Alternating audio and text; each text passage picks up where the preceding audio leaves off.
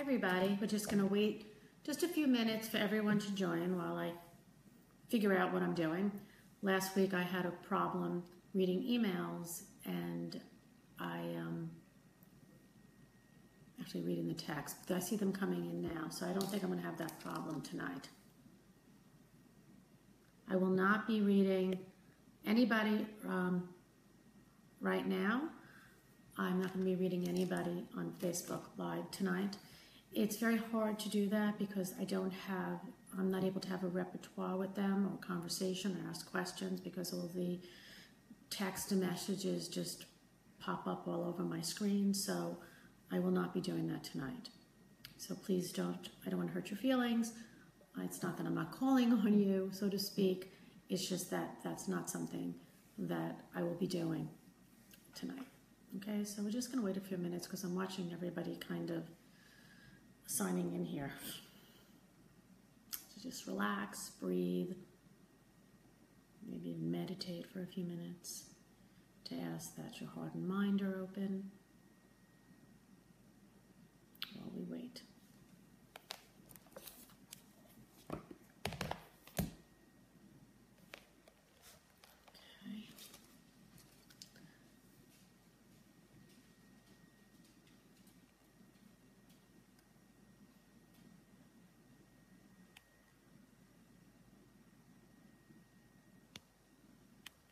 Okay, I did something that I didn't want to do. Here we go. Okay. I wanted to start tonight with a prayer for Texas.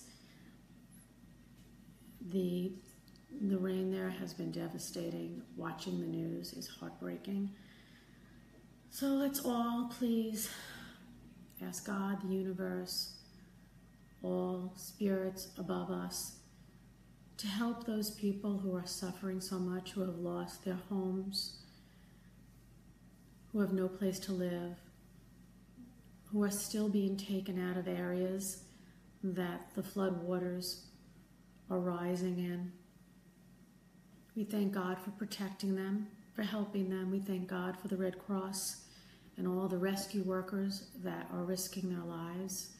I understand one policeman died trying to get to work. So we pray for the safekeeping of the police there and the firemen and the rescue workers so that they may bring these people out of danger. We thank God that we are safe where we are, that our relatives are safe, our children are safe, and we pray that we will someday see an end to all these disasters. Okay. Tonight, I would like to speak about mediumship and intuition. So, let's start with mediumship.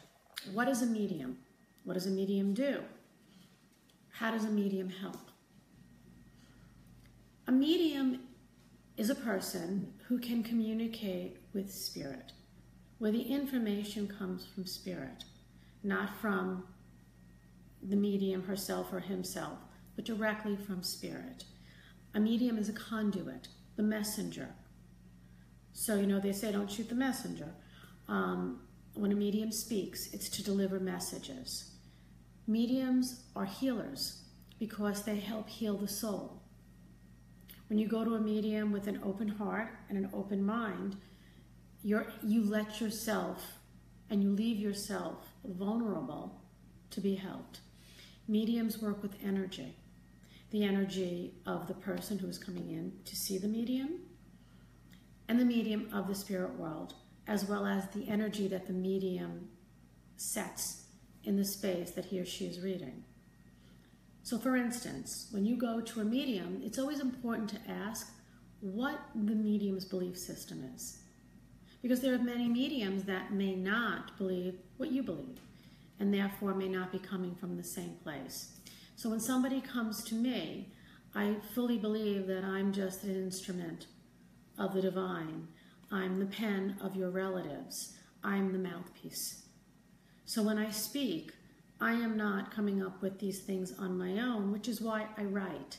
So any of you who have been to me, I write, because it gets me out of my processing mind and into this zone, so to speak. I am a fully conscious medium, which means I don't go into a trance. Some mediums go into trances. I don't. What you see with personality with me is the same as if you saw me in a supermarket. My personality exists. I can speak about the personalities, about those coming through to me, but I'm they sometimes come to me because I'm clairaudient, clairsentient, and clairsentient and clairvoyant. So I see them, I feel them, I hear them. And it's up to them to present themselves to me in a way that they deem best for the person sitting across from me. So sometimes I will see them, and I see them in my mind. Sometimes I see them sitting across from people. Sometimes I hear them. Sometimes I see someone who looks like them so that I can describe them. That happens a lot. Now understand, your relatives are really not in physical form. So they really don't look like what they looked like when they walked the earth, because they're energy. And so when I feel them, that's actually more important than me seeing them. Okay, they often tell me their names. Sometimes I can hear their names, sometimes I can, so it's more the letter of the name. I hear in English because it's telepathic.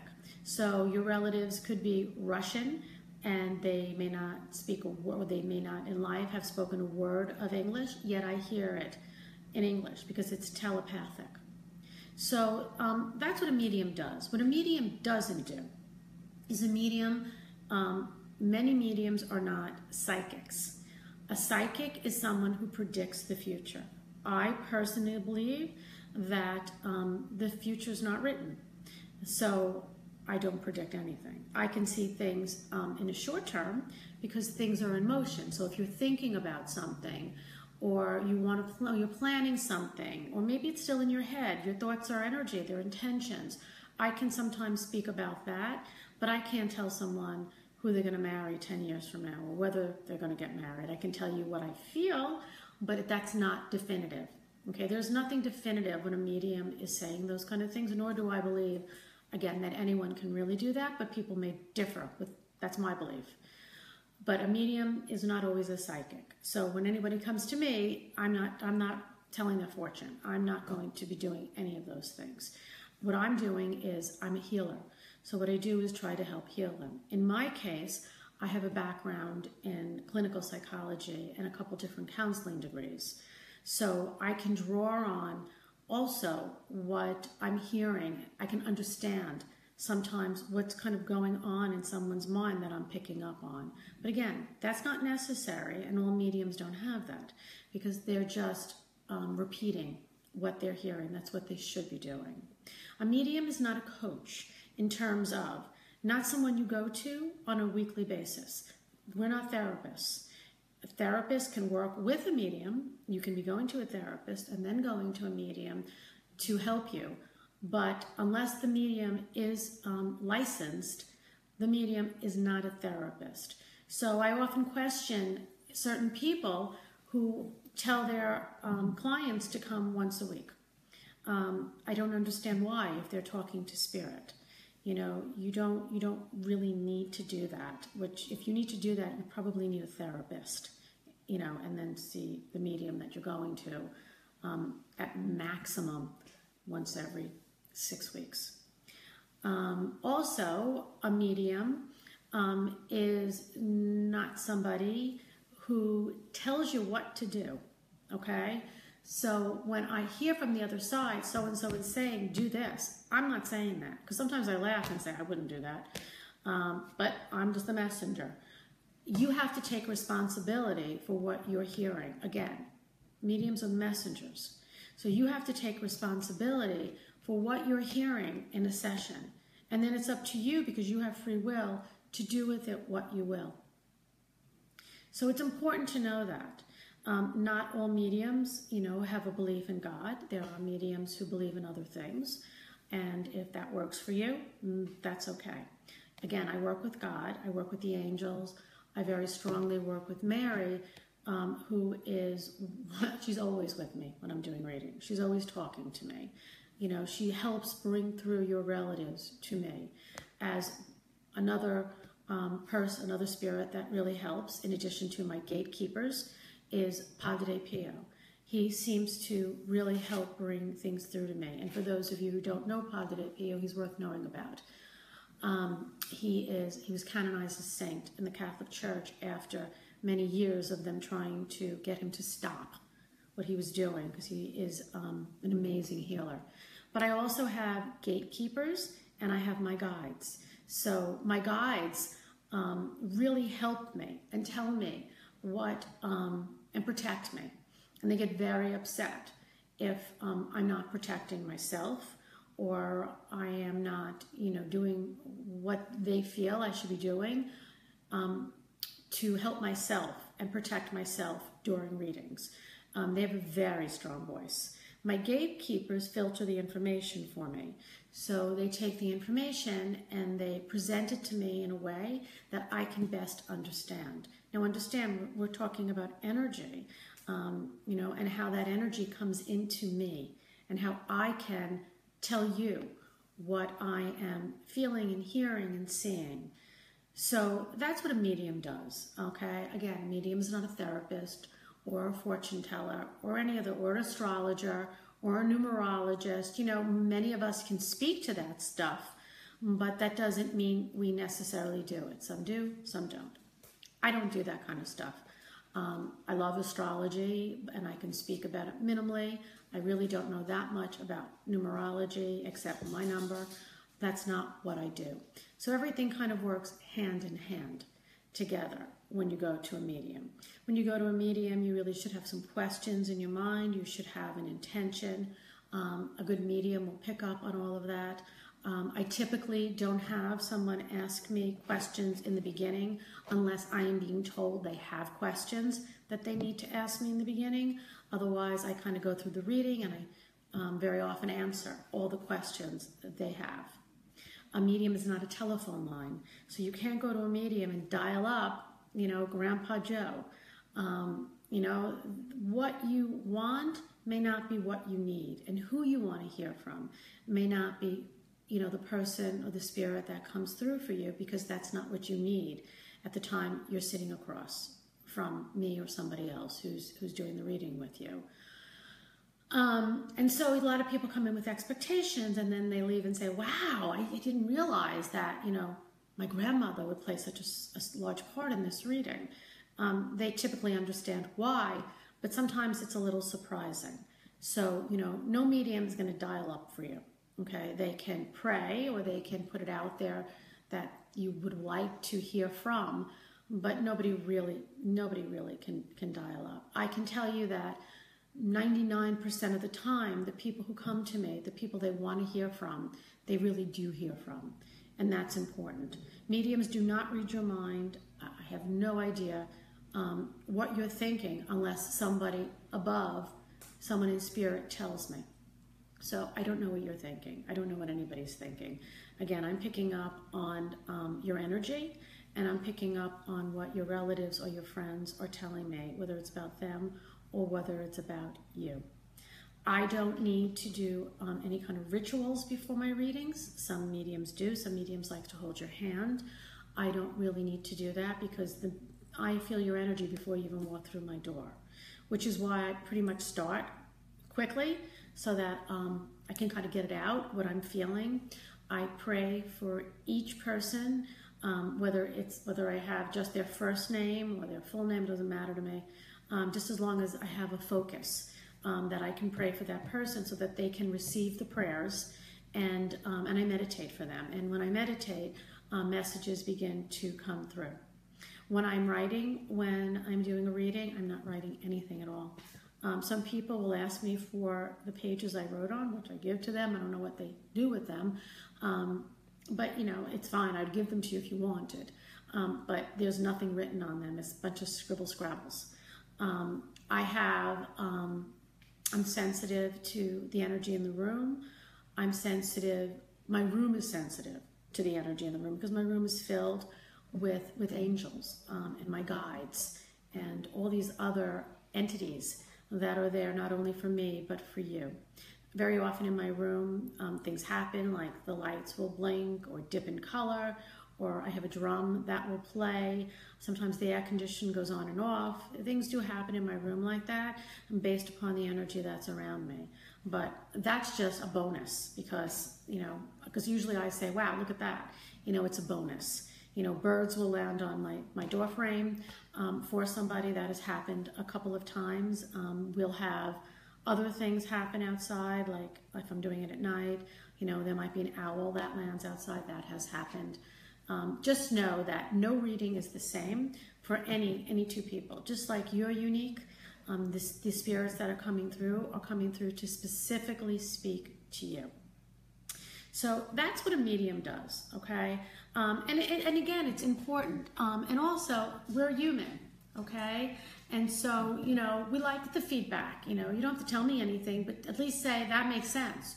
Otherwise, sometimes I go on and on and on, and then, I'm looking for feedback, and, I get a mute face. It's not because I want you to lead me on or do anything like that. I just want to make sure I'm not being a lunatic, because I have no idea about most people that come to me and their families or their friends.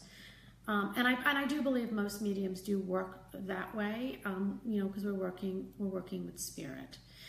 Also, before you come to a medium, you should also say a prayer of your own protection. I pray for you, so it's really not that necessary, but if you're not coming to me, I don't know what anybody else is doing. Always check out, again, the person you're going to, because you're letting them into your energy field. You're letting them into your soul. You're letting them into your most vulnerable place. So always check it out. So, before I move on to intuition, are there any questions about mediumship? Okay. Let's see if there's anything here. I'm just seeing a bunch of people who joined. All right. I'm trying to make sure I get everybody's question about this. Okay, why are some mediums, how do they hone their skills? Why do most of us need mediums to communicate with spirit? I'll get to that in a minute when I talk about, and that was from Darlene, when I talk about intuition. Oh, well, thank you, Cindy. Thank you to all these people who are saying such nice things.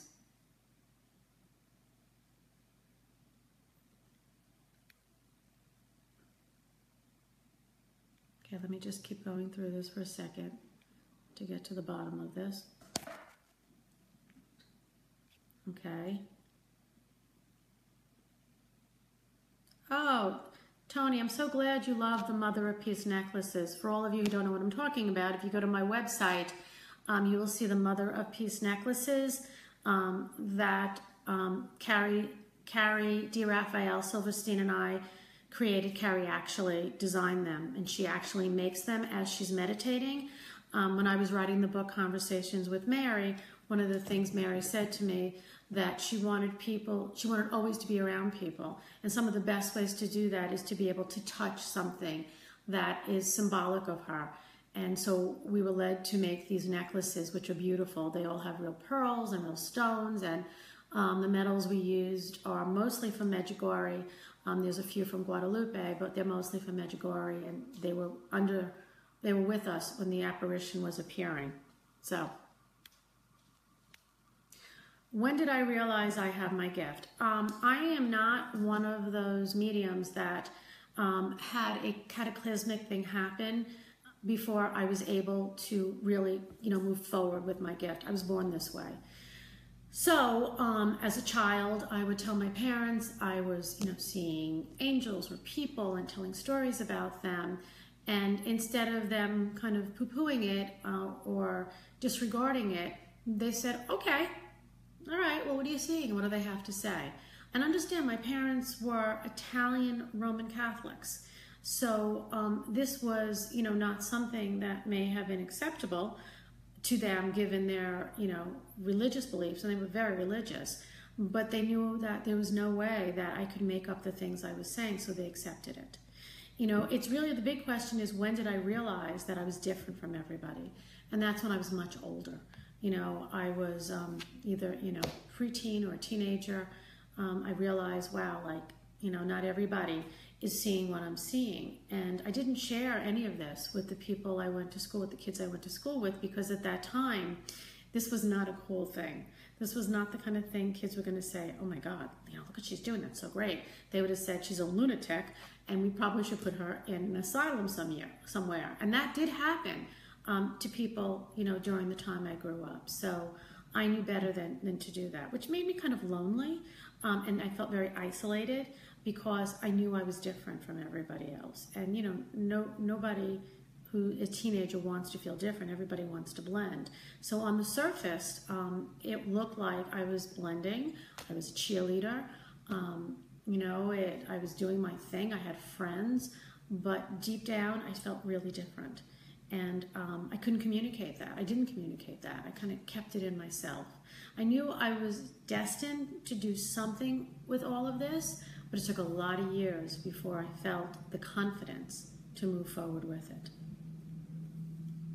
Okay. Let's see, anybody else has a question? Okay, do people who have passed feel as though their loved ones who have gone to mediums multiple times need to stop contacting them? Are they like, enough already, move on? No, but you're not the first one that has asked me that, Christina. And certainly Tony is not saying that to you, okay? Absolutely not, okay? They love to be contacted. They love you, okay? And they want you to know that they are with you. They want you to know that they are still a part of your life, okay? And how big a part you are to them and to their lives on earth, to what you gave to them. So it's never like, oh, come on, I'm busy. Stop. No, I never hear that, okay? But I will say this, when you contact them with a medium, people have told, people want to come to me once a week, and I'll say, no, you don't need to come to me once a week. You don't need to come to me once a month, because sometimes it's a little bit too repetitive because, your life doesn't change that much in a month. And what they're doing is pretty, it's pretty static. It's pretty, they're kind of doing their thing.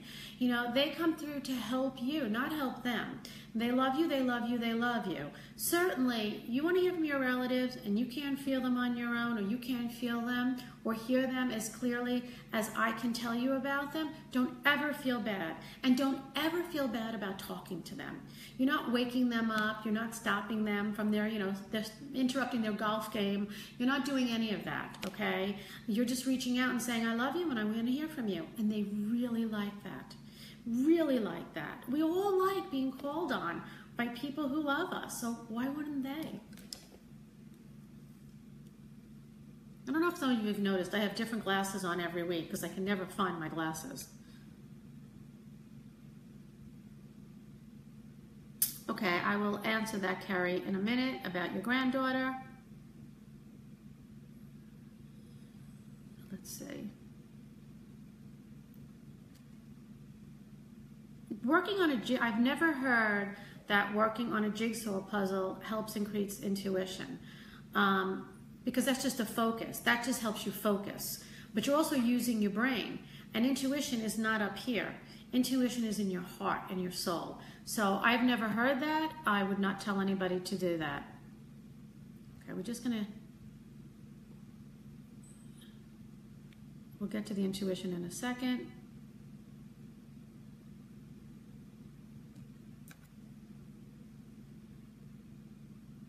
Oh, I'm so happy, Marie.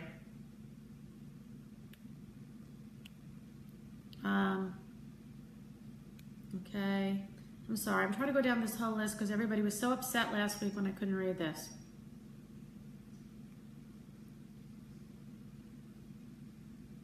Okay. Yes, Marie, that could be spirit. I think it was your father. Okay. Let me see if, I don't know how this works, whether the questions are on top or I have to go all the way down. Oh no, so they're on the bottom. Okay.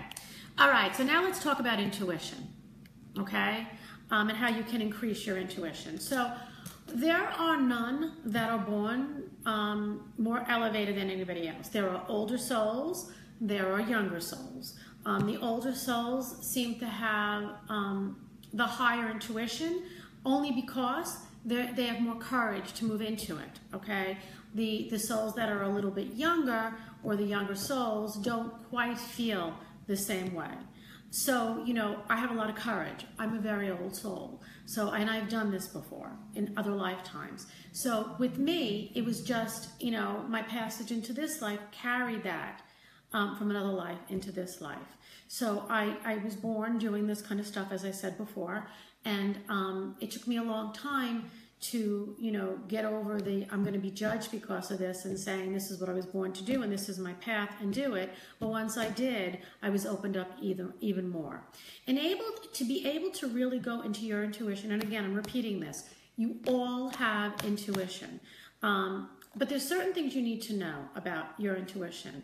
I am a professional medium, okay? I do this every day. Although I have not studied mediumship, okay, I have taken many classes. I understand people. Again, you know, I have a degree in clinical psychology. I have counseling degrees. I understand people, so I'm very careful of how I approach the readings and how not to hurt people. Be careful. Sometimes people, they get all excited about their intuition and they want to begin reading everybody that crosses their path.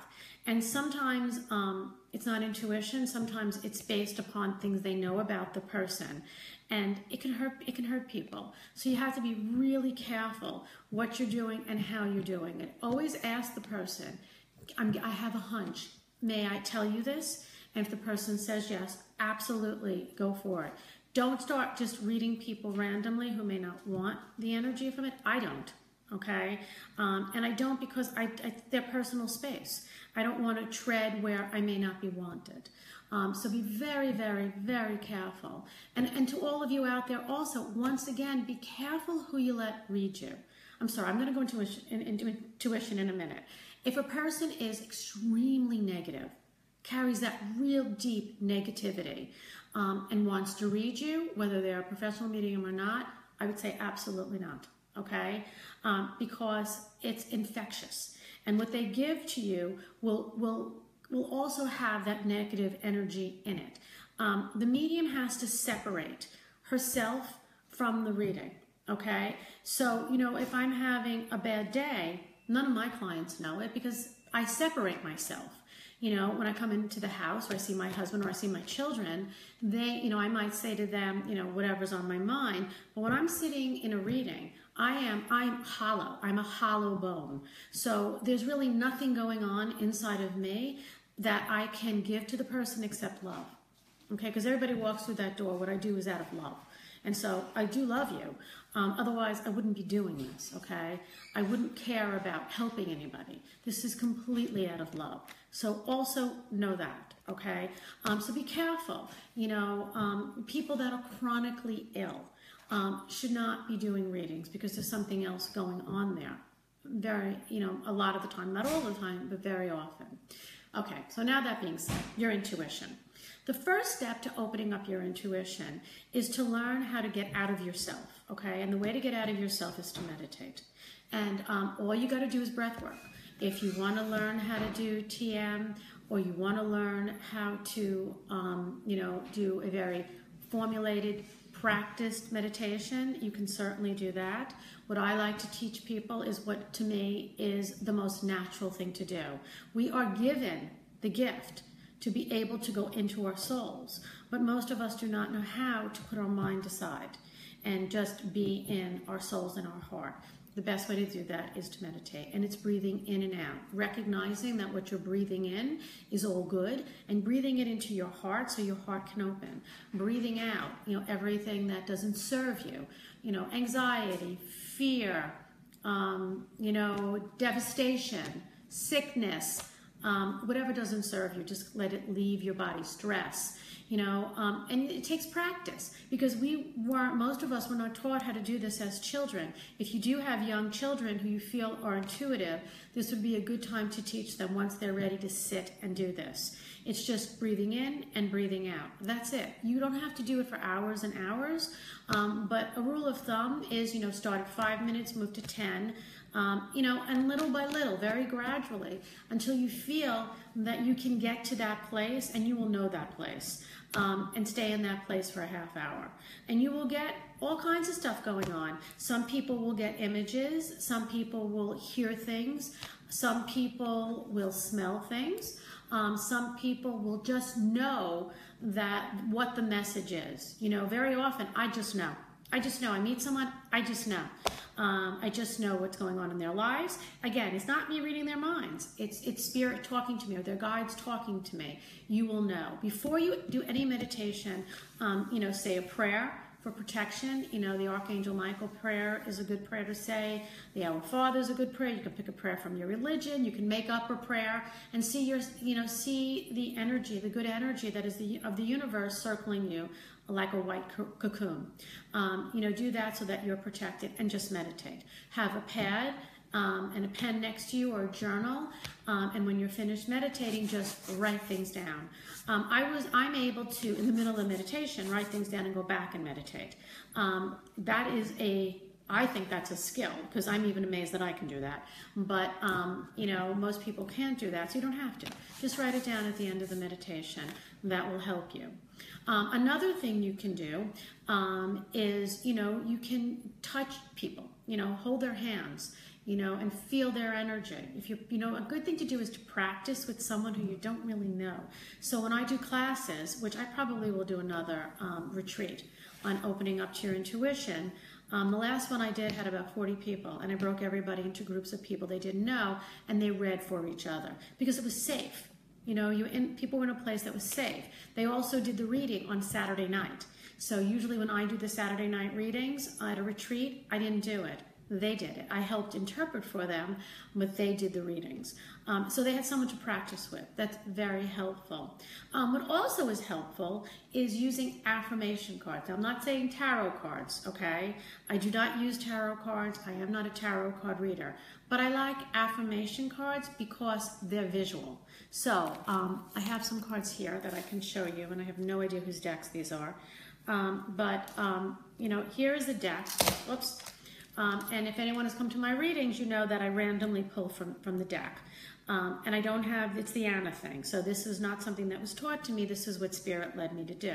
So I just picked out a card, and it's called the Merlin, Alchemy, Justice, and Balance. Okay, so I don't know if you can see that. So I may pull this up in a reading, but this may not mean to me anything that it says. It may not. To me, this may mean magic. See the magic in your life. So I kind of read it based upon what I'm feeling and what I'm seeing. You could do that for yourself. You can wake up in the morning and say, I have a question, about, where I'm going in life. And the card you may pick is, I know you're seeing this backward, but it says the Novice, okay? So it might be saying, you're new at this, cut yourself a break. Or you may pull it for somebody else. So I'm going to move on to a different deck that I have here. Unfortunately, all these decks have writing.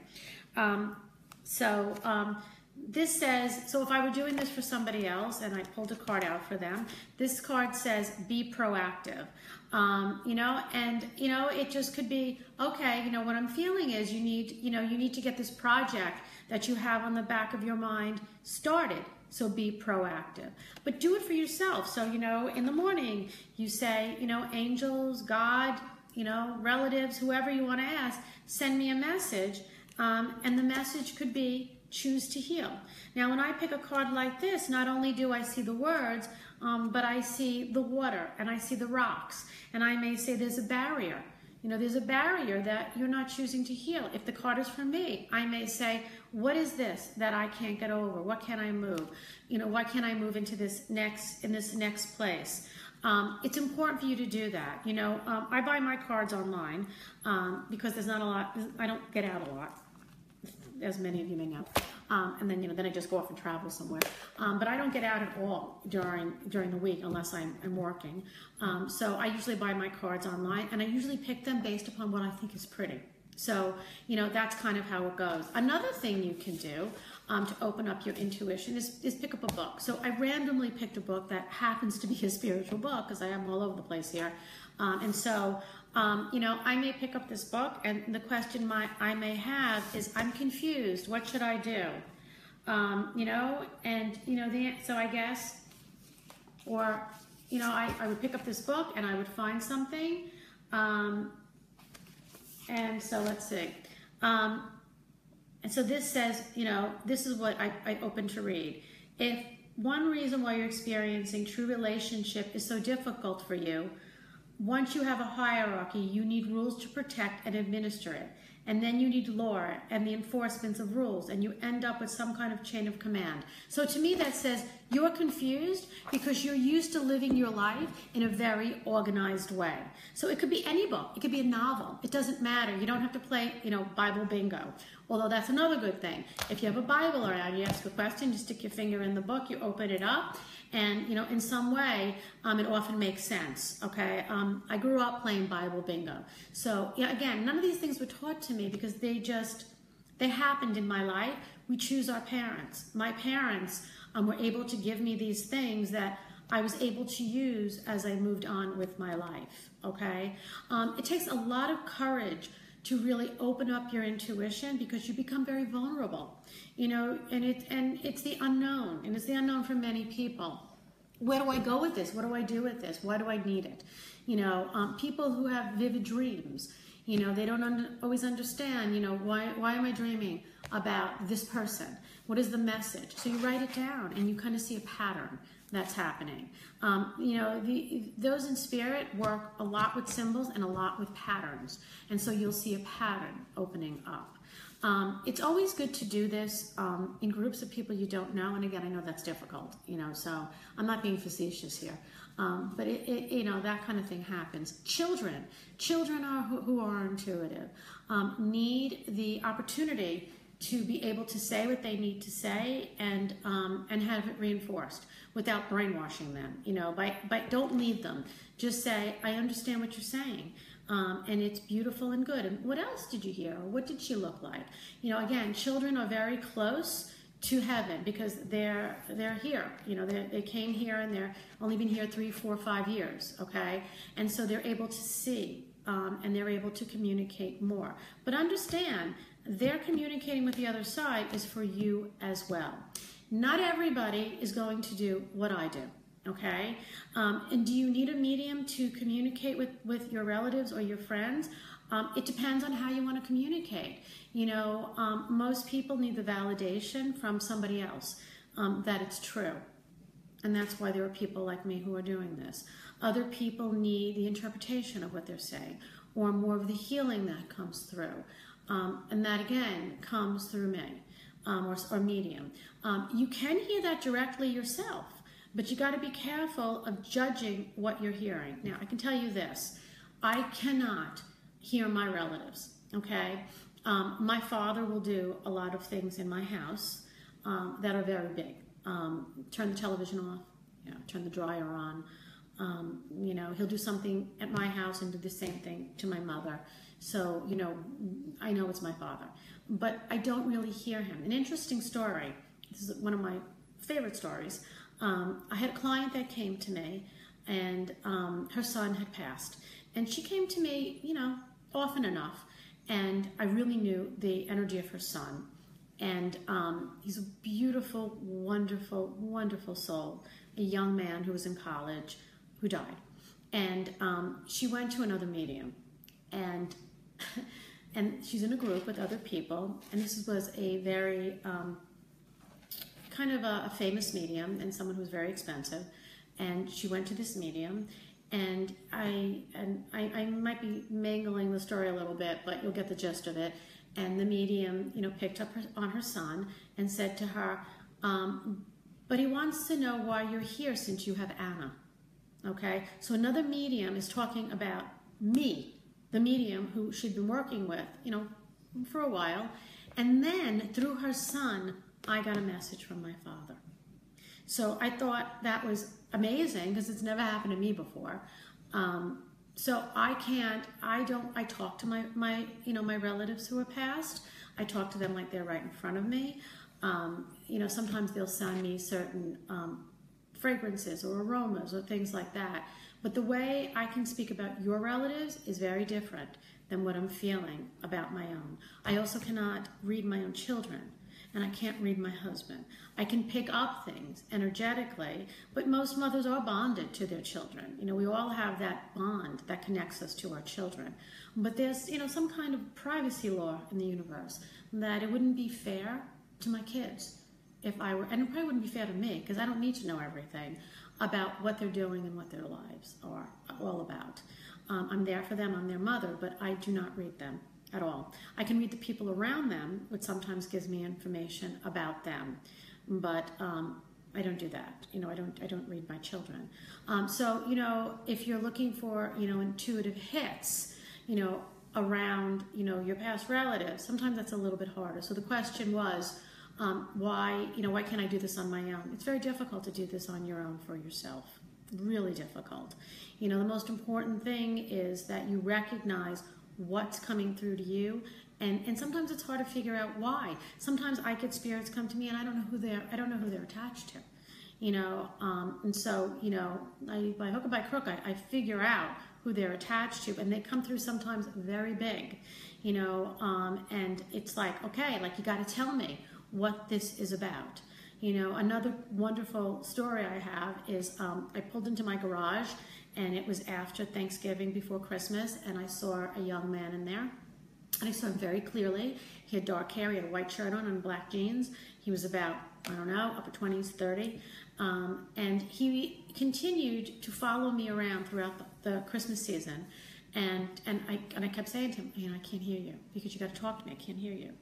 And I was putting Christmas decorations away in my attic, and my attic is in my bedroom, and there's no wind tunnel. The door does not close on its own, and certainly you need to click the door when it does close. I was bringing things up into the attic, and the door closed, and I thought, well, that's kind of odd, and I came down to get more stuff, and I brought it back in the attic, and the door closed again. I'm starting to get a little annoyed now because it's like a medium, but it's creepy up there, and I'm more afraid of like the animals that get up there, that might get up there. So I go up again, closes the third time. So I go down, which is now 2 floors below my attic. And at the time, my youngest son was young, and him and my husband were playing video games on the television. And I kind of reprimanded them and said, that's really not cool. Like you're closing the door on me, and what if I get stuck up there, and yada, yada, yada. And they looked at me like I was crazy, like, we're not closing the door on you. So I realized it was this young man that I was seeing. So I literally stood in the middle of my bedroom, and I said, okay, this is my sandbox you're playing in, okay? And if you can't play nicely with me, I can't help you. And then he proceeded to tell me what his story was. And he had a car accident in 95, and he passed. And he had a child with his girlfriend, and there was another child on the way, and he had a message for her. I had no idea who this woman was that he was with. I had no idea where he was from. I knew nothing. 2 weeks later, I was getting my hair cut, and the woman cutting my hair mentioned that her friend had passed on 95. And I stopped, and I told her the story, and she told me she was going to a memorial for him. And I told her that he had to deliver a message to his girlfriend. So she went to the memorial, and he told me something specific. He told me that she would have a locket on his neck with a piece of his hair in it, or some hair in the locket, or something like that. So she went there, and she said to the woman, do you have a locket? And I think it was in her shirt, and she took it out, and she said, is there hair in your locket? And she said, yes. And she said, well, you better sit down. And they had a conversation, and so the message went that way. Now, if I didn't do that, this woman may have never gotten the message. And he thought it was important. I don't know how important she thought it was, but I can tell you today, she's a healer, okay? So it helped propel and move her into a different direction. So when you're opening up your intuition, one of the things I don't like people do, I don't like the Ouija board. I think that when you use something like that, you're contacting not only good spirits, but spirits that you may not want. The ones that are not so good, the negative ones. And you don't want to do that. What you want to contact is you want to contact the spirits of love, and you always ask for that. The loving spirits. Again, you really need to protect yourself. When I go into my space in the morning, I usually do, because this is my belief system, and because I'm so connected with Mary, I usually do the rosary throughout the day. But I start the day with the Lord's Prayer, and even if you're not Catholic or Christian. It's a prayer that speaks to every religion. So it's a kind of go-to prayer because everything is covered, and it's a protection prayer. But again, there's also the Archangel Michael prayer that I'm sure you can find online that you can also use, okay? So, again, we're all intuitive. What people a lot, they get is premonition. I used to get premonitions when I was younger. I don't get them so often now. I don't like premonitions because there's nothing I feel I can do about it. And so I don't want them. I don't want them. I feel so bad for those people who felt, the crash at the World Trade Center on 9/11 because there was nothing they could do. Certain people did tell the authorities, and there was still nothing that could be done or that was done. I don't want them. So I kind of move away from that. The only time when I do get premonitions, I pretty much say, you got to tell me what this is about. And if it has to do with me or my children, something I can prevent. Otherwise, I don't want it. So, as you sometimes heighten, your intuition, sometimes things like that happens. Understand, your intuition goes hand in hand with spirituality. So the more spiritual you are, the more you're going to feel intuitively. And I don't care what kind of spirituality you practice as long as it's a spirituality of love. Okay, and I'm not talking about religion, I'm talking about spirituality. As long as you're doing that in love and it's not to feed your own ego. Okay, because if you go into your intuition, it's really to help other people. We all came here to love and to heal each other.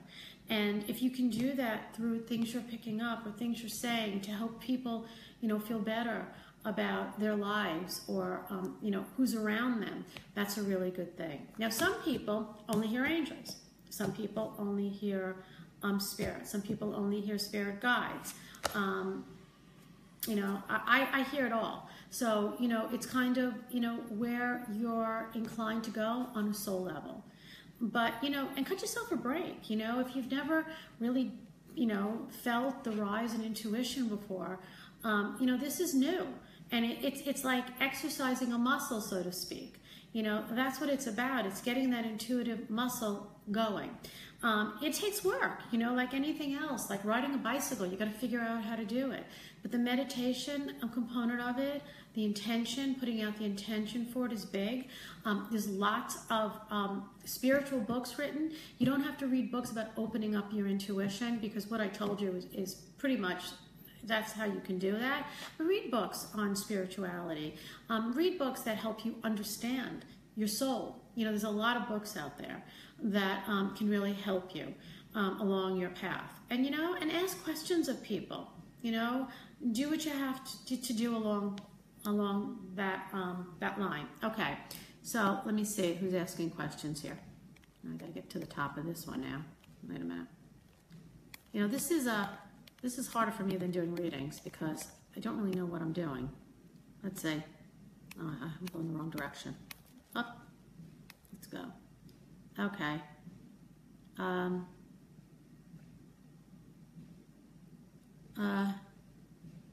What did you mean to say when you said we choose our parents?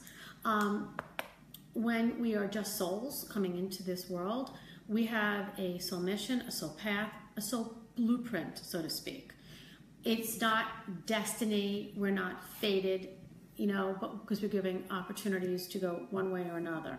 But we do choose our parents on a soul level because we need to complete certain things in our lifetime. And we need people who can help us go along that way. Now, we can be born to people who we may look at and say, oh my God, I wouldn't have picked those people in 10,000 years. But maybe we learned our soul lesson by being with them. There's a lot of things to learn. In the case of my parents, and I did not have a perfect family, but they did accept these things that I do now. They did move me along on my journey. And for my soul, that was very important. Other people have different soul missions. Some people need to learn very different things than I learned. But we do choose our parents. And we even choose our parents if they give us up for adoption. We choose our parents. But again, everybody has free choice in this picture. Our parents, we have free choice. You know, everybody does. So we choose our parents, and we either choose to learn the lessons, and we either choose to go against it or not. Now, I could have said as a child, I don't feel good about this. I don't want to do this. You know, and then my parents, you know, that would have been the end of that. But I didn't. You know, I talked about it. And because they were open to it, I kept talking about it. And that's kind of how my journey went. Also, my parents got involved in things that were involved with healing. So at a very young age, you know, I was involved with touch healing and things like that. You know, yes, I became a Reiki master and I learned different kinds of healing techniques, but that gave me the comfort to do that. You know, so it was part of the foundation of my life. So that was a long answer to a short question, but I hope I was able to answer it. Yes, online or crystal stores have cards. Christy, you can get them there. Like I said, I get mine online. I don't know a store around here anymore, unless you can go to the one in Ridgefield. Okay, I get impressions when I praise the rosary. Is that normal? First of all, what's normal? You know, there is no normal. What's normal? You're unique. If you get impressions and you're getting messages, whether they're from Mary or relatives or, you know, whoever else wants to give you impression, as you say, the rosary, you're getting impressions. I actually taught myself how to meditate by saying the rosary. So there's two ways you can say the rosary. For those of you who say the rosary, you can say it, you know, the way that, you know, you might have been taught in Catholic school or by the church, which is meditating on the mysteries, and that's fine and that's good. Or you can use it as a meditative tool. Because the prayers are so repetitious, they got me into a deep meditative state where I would just not even realize I was saying the rosary, and I would see movies in my mind. Which were very interesting, because when I was doing that, I was seeing things that were happening across the world. I was seeing the persecution of a priest who was in the Ukraine or in one of the Russian territories, and that's what I was seeing. And it was like a movie to me. You know, they'll show you different things to open you up. So if you're using the rosary as, you know, you're praying and you're praying to God and Mary's praying with you, and you want to use it as a meditation, because you're still praying with them even though you're using it as a meditation, that may also help open you up. You might want to use a mantra, you know, or you might want to listen to Hindu chanting. So, you know, either way, either any of these things will help you. If you're listening to Hindu chanting, a lot of the chanting is the name of God. And if that works for you, so be it. I like to meditate these days in complete silence. So I just, you know, close my eyes, you know, get myself in a comfortable position, and I meditate, and I kind of let the spirit world just kind of bring it all to me. And I pretty much say to them, bring it on. And that's it. And they really do bring it on. But there is no normal. So everybody's going to experience this in different ways. Be open to how it comes to you. You know, it comes in all different ways. And remember something, there's no coincidence. Nothing. Everything happens, you know, based upon the energy pull. So, you know, you're thinking about a friend of yours, and you haven't seen her in 5 years, and all of a sudden you get an email from her. There's an energy pull, okay? Either you set out your energy to her, or she sends it out to you. That's what happens. It's the same thing that happens in the spirit realm. Okay?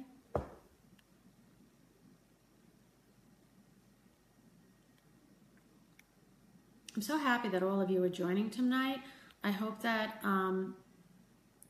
you will share these videos with people. So not only am I talking to you, but other people who might have similar questions. Okay, even though you're very intuitive, as I said before, you may not feel your mother dream. You may not feel her around you, or you may be expecting to feel her in a way that maybe she is not capable of doing. It also depends on how long she's gone. If she's gone longer than a year, then it can definitely bring through the energy where you can feel her. But, again, everybody feels differently. Somebody said before they felt somebody come in, sit on their bed at 3 o'clock in the morning. Yeah, she felt it, okay? You may not feel that at 3 o'clock in the morning. Personally, I don't like to be woken up at night. My whole thing is you can talk to me from 9 to 5 or 9 to 10 if I'm doing a group reading at night.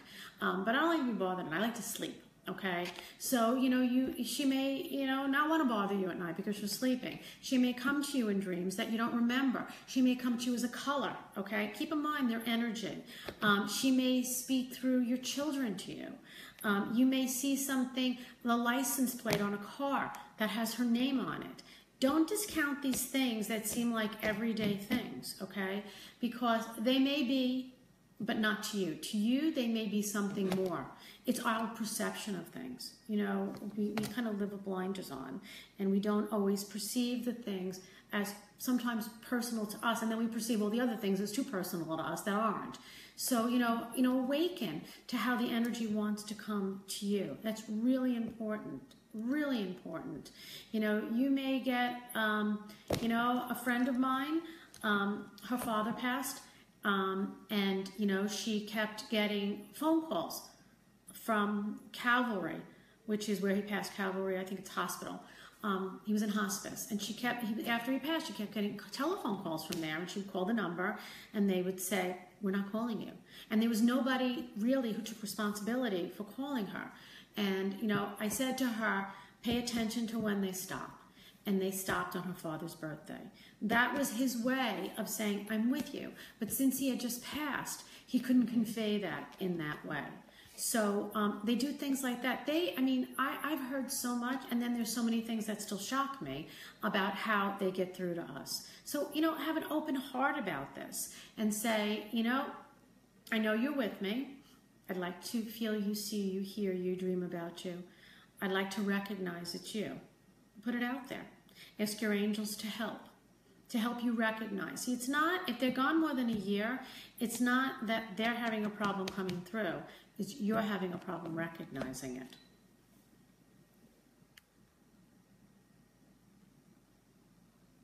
Okay. All right, so let's see if there's anything down here. Okay, wait a minute. Let's go back. Okay, I think there's a lot of new people on tonight. What if you're adopted? Do you still pick your parents? Absolutely. You pick your parents. They're part of your biology. Maybe you needed them just for that. Maybe it's a settling karma. Just because they gave you up to a different family doesn't mean, and even as an infant, there wasn't something to learn from that. There are so many things and so many layers of why and how the soul comes through and who they pick. It also could be a lesson for the parent, the woman carrying the baby or the man whose child it is. Something that puts their life straight, a choice they have to make their life straight, or maybe they were too young to have a baby. But in some way it helped them prepare for the rest of their lives. Maybe they choose another way, maybe they went in a different direction. They're still a part of who you are. They're still part of your energy dynamics and your biological dynamics. It's more than just genetic, it's energetic, but at every level. And also the fact that your adopted parents chose you, picked you, wanted you, loved you, or not. Maybe you went into a family, or someone went into a family where there was severe alcoholism, and you could say, well, my mother gave me out, and then I went to a family where there's severe alcoholism. What's that's about? There are lessons to be learned. And for each person, there's different lessons. So it's hard to generalize what you could learn out of that. But, if someone was sitting across from me, I would hear it. So, yeah, there's a lot of lessons to be learned from that, and there's a connection both ways. How can you find what your soul mission is? There's a couple of ways to do this. Meditation, again. And again, a meditation is big because meditation helps you go into your soul and into your heart and putting kind of your mind and your ego aside. Because your ego wants to control the processing mind. Your ego thinks it's protecting you from going into la-la land, okay? But I'm telling you, everything happens in la-la land. That's really pretty great. And so your ego doesn't want you to go there because it's against, you know, the social norms. It's against what you learned. It's against what your ego is working with, your intelligent mind, your rational mind. Sometimes it's against your rational mind until you get to the place where you say, no, it's not. This is where I want to be. To find your soul mission, I would meditate and set out an intention. You can also take a piece of paper, and on that piece of paper, make 2 columns. And on one column, all the things you love to do, and all the things you don't. So on one column could be you love to read, you love to walk, you love to help children, you know, you wanted to be a social worker, but you weren't able to do that. And on the other column, you could say, I don't really enjoy being around older people or sick people. I don't like, you know, I don't like being a pusher paper or working at a desk. It will emerge, okay? You could write something on there like, I like jumping rope. Okay? Because what is jumping rope? What is that about? That's going back through childhood, okay? You can write that down, and then I would leave it, and I would close my eyes, and I would meditate over a period of time, and with any luck, it will come to you. But you can't judge it, okay? You can't say, oh, no, I don't like that soul mission. You have to look at it and say, do I feel comfortable with that soul mission? Do I feel that sits with me right, or am I afraid of it? Because very often people are afraid of their soul mission, okay? They're afraid. It takes courage sometimes to follow that mission or a change in life, and some people don't really want to do that. So you have to kind of sit with it and feel it and kind of ask, you know, God and the universe to help you with that. You know, I get asked that all the time.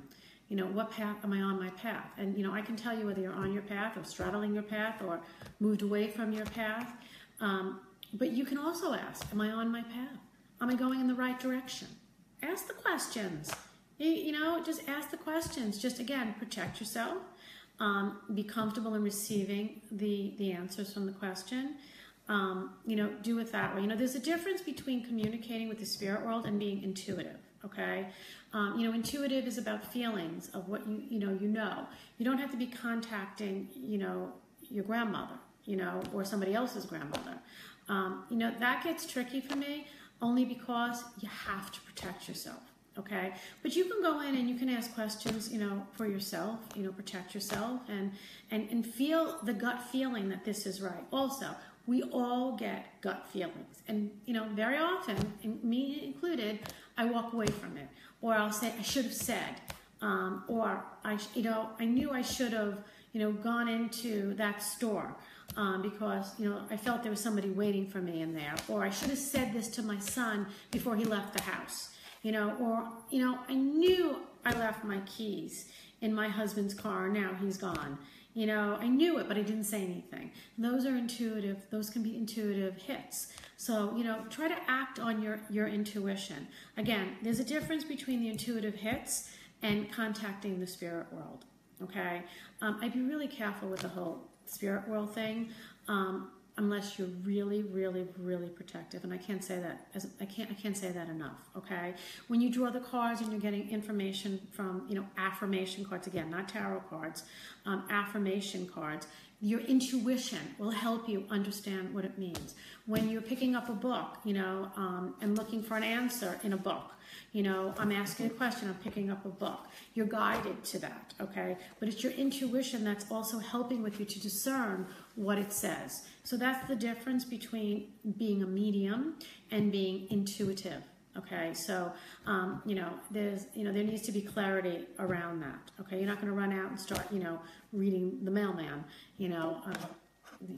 Maybe he'll think you're crazy, maybe he'll like it, I don't know, but, you know, you can say to somebody, you know, I just have a weird feeling about this, you know, I don't make a big deal about it, but this is kind of what I'm feeling, you know, that's intuition. Or saying, wow, I knew you were going to call, and you don't pat yourself on the shoulder because you felt it, you knew it, you said it. The more you claim it, the more it will be.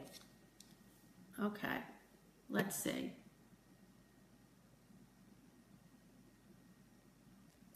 Okay, Oh, this is an interesting question. This has nothing to do with anything, but I like the question. Thank you, Anna. If there's someone in our past life, this life or another, that is not good, and we do not want to spend time in the afterlife with, can we choose not to spend time with them in the afterlife? Okay, you need to understand. This is a different realm. We talked about this last week. We are not part of the human condition, so to speak. And the human condition says, I don't like you, I'm angry at you, I can't forgive you. Once you pass, that's all gone.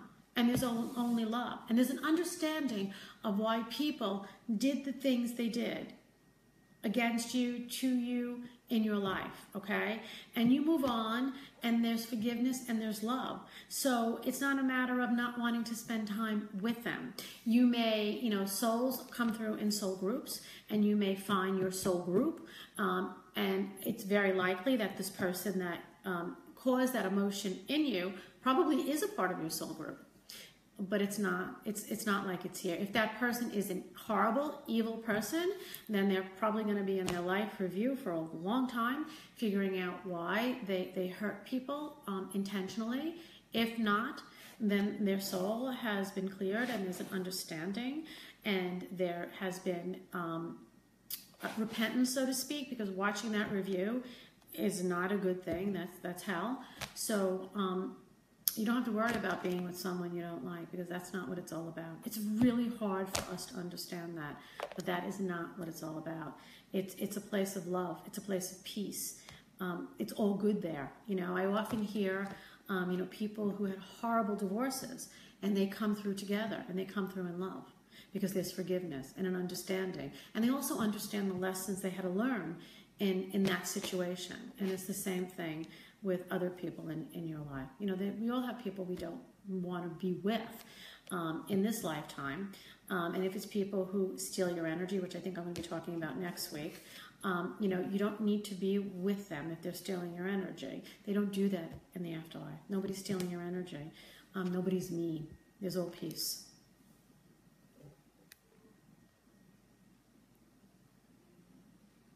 Okay, this person, Becca, is asking, why do I feel fear when I begin to go deep into meditation?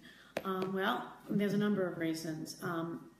The first is often people are afraid of what they may see, and it's more about themselves, what they may see about themselves that they don't want to see, or what they expect to see. Sometimes, you're going so deep into your soul that you may think there's something there I don't want to see. Have no fear, okay? Because your soul is really good. And if you're feeling that, then you kind of need a healing, and the meditation may heal you. If you're anxious, if you're a very anxious person, and anxiety is fear, you may not want to do it, again, because of fear of what you may see. If you are protected and you're surrounded in the light and you're asking for protection, nothing's going to hurt you there, okay? You'll be at peace. Anything that, if you're praying and you're protected, and you're asking for only light, then it will be only light, okay? Nothing will come in unless you don't believe you are protected. Understand, the prayers mean nothing unless there's a belief system supporting it. So whatever you're saying, believe what you're saying, believe the protection, and you'll be protection. But I have found in my experience with teaching people how to meditate, most times it's people who, really don't want to be with their inner self, don't want to be in that castle, don't want to be inside, or they're just afraid what they may say.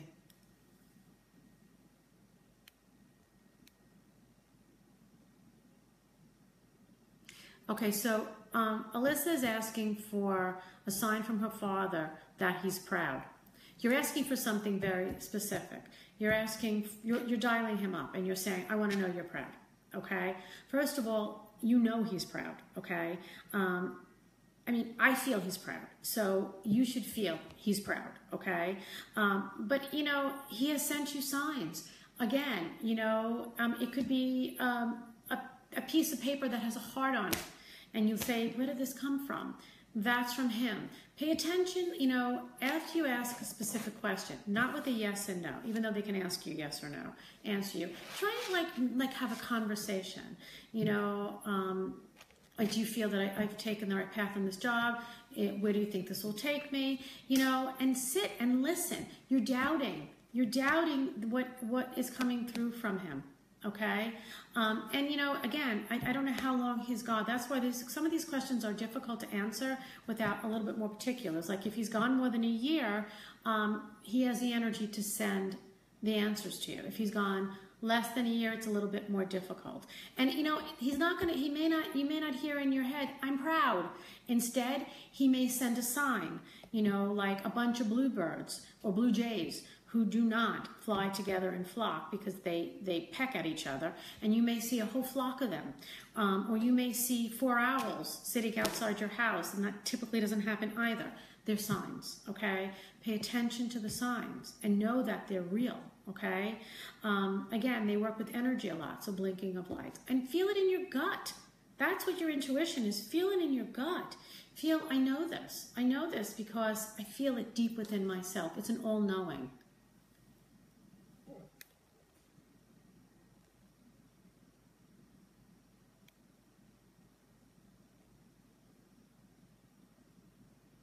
Yes, you will recognize your relatives when they come to you. But again, it's very hard for them to come directly to you. And so you'll feel them, but you may not get, straightforward messages. Okay, this person is asking, what more do we need to do to protect ourselves other than a prayer? You really don't need much more than that, but I don't know who I'm talking to. And there are people out there that may not like to pray, that don't like the word prayer, that are kind of shaky on their beliefs. And to those people, I say put out an intention of protection. But you still need to see the white light around you, which is a visual prayer, because you're calling on something higher than yourself to protect you. This is not you protecting you. This has to be God. That's all I can say, or the power in the universe, I don't care what you call God, that can protect you as well, because there's so much out there that may not be from the good place. So you want to do that. But if you pray, certainly say a prayer. Okay, let's see if there's any more questions. And okay, I hate to say there's no more questions, because when I said that last time there were more. So let me look up here quickly. No, okay, so it's at the bottom. Okay, so I'm going to leave you with that tonight. I thank you all for tuning in, so to speak. I love doing these live videos. Now that I kind of know how to do it, but you never know, because next week I may not remember.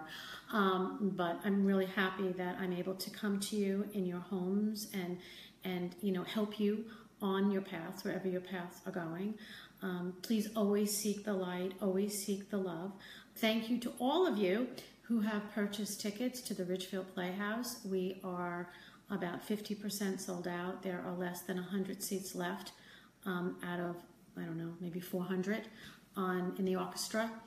I'm thanking all of you who have pre-ordered my book, Conversations with Mary.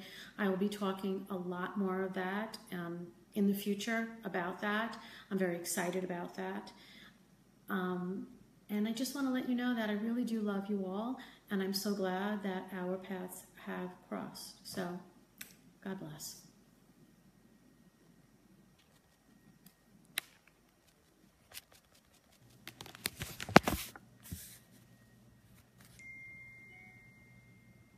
Well, I guess not, because this thing doesn't want to shut off.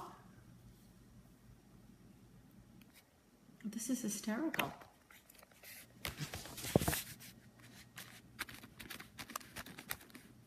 Well, I hope I'm able to save this.